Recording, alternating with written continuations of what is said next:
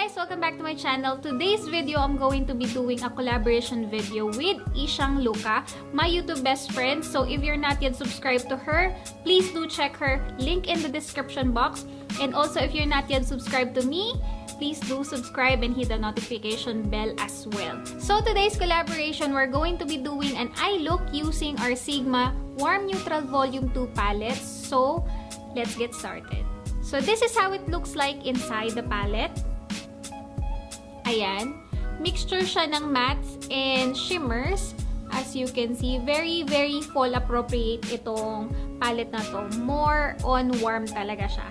So anyway, I'll be showing you some swatches. So guys, all the products that I'll be using in this makeup look will be in the description box. So if you're interested, nandun lahat ng information. Now let's conceal my eyelids first kasi pigmented masyado ang aking eyelids. Madilim siya. Maitim siya. So blend lang natin.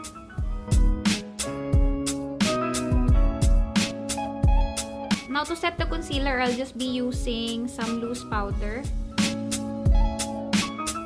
So first, I'll be using Toasty. Ayan, itong shade na to.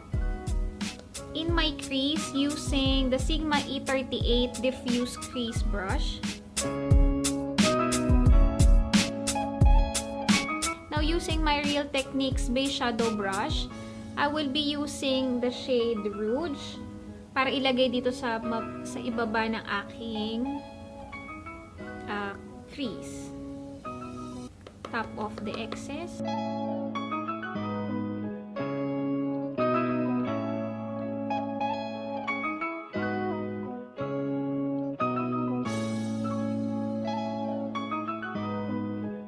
Now, using the shade Henna, itong shade na to, I will be using it in the outer corner and inner corner, creating a halo eye using a pencil brush.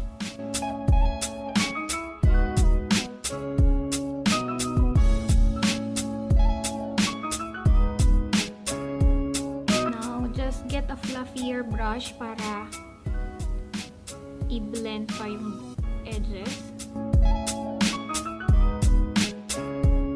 Try natin gamitin yung After Hours, etong shade na to, to deepen up kasi parang nakukulangan ako. Using the same pencil brush, tinanggal ko lang yung kulay.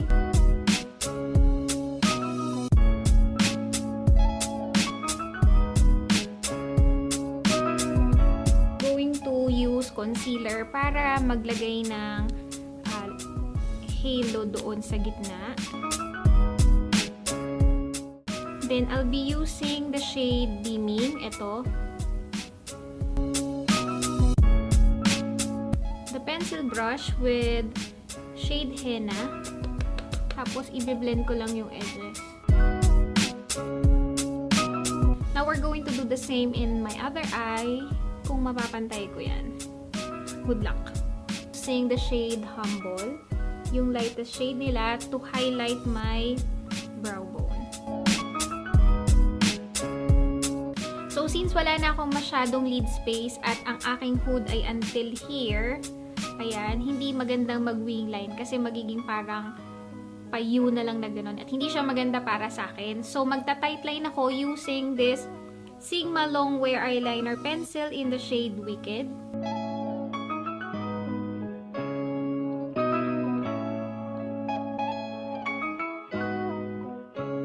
So, maglalagay muna ako ng lashes and I'll be back.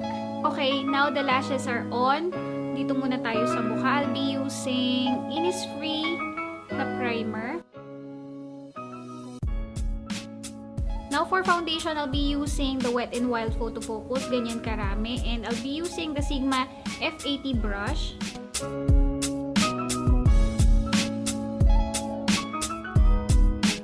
Next, I'll be using this the same tip concealer in the shade 1.75.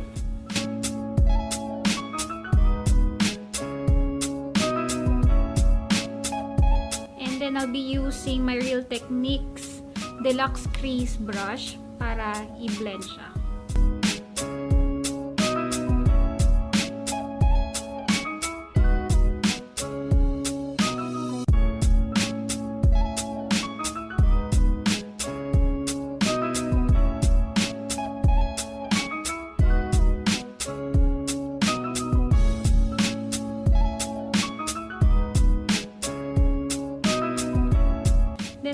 using the stick foundation from Fit Me in the shade 330 to contour my face para hindi naman flat na flat ang aking mukha.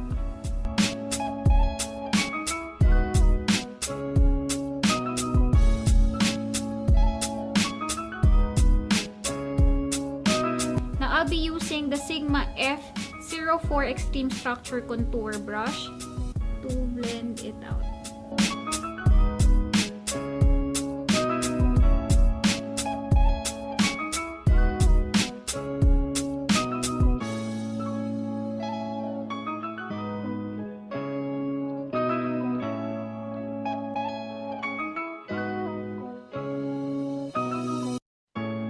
Now, I'll be using the Real Techniques Contour Brush with my Physicians Formula Butter Bronzer para lang ma-set yung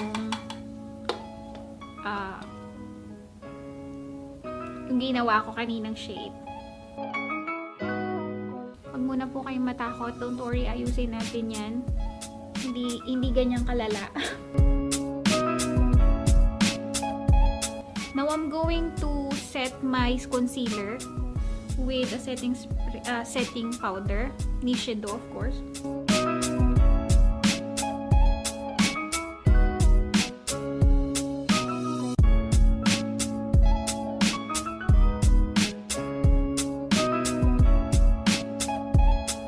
So, first, lagyan muna natin ng toasty.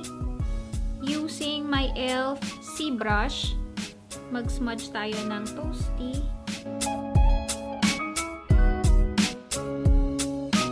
Now, we're going to use rouge.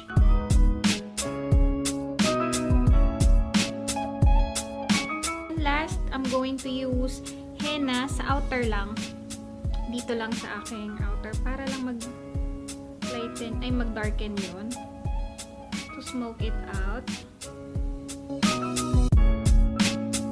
And then, I will try to use beaming sa gitna lang dito para pantay sa taas. Sa outer ng aking lower waterline, maglagay ako na to. I'll be using the shade Charmer para sa aking inner corner. Then, lastly, I'll put my mascara sa lower lashes. I'll be using this Voluminous Superstar X Fiber Mascara.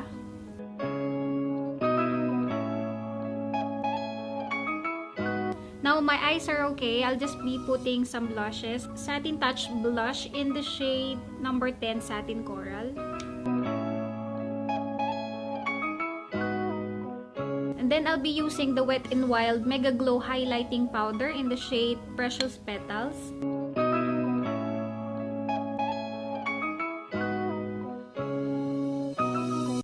And then, on my Cupid's bow, tip of my nose,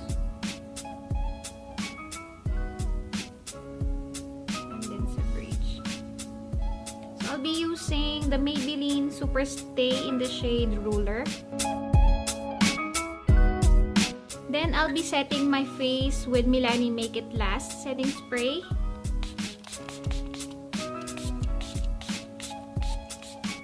So, this is my final look, guys. Ayan na ang kinalabasan ng ating paglalaro today. I hope you enjoyed this because I enjoyed playing with colors today. And again, if you're not yet subscribed to Isyang Luka's channel, her link is in the description box. Please do check it out and show her some love, guys. Also, if you're new here, don't forget to subscribe and hit the notification bell. I'll see you in my next one. Bye!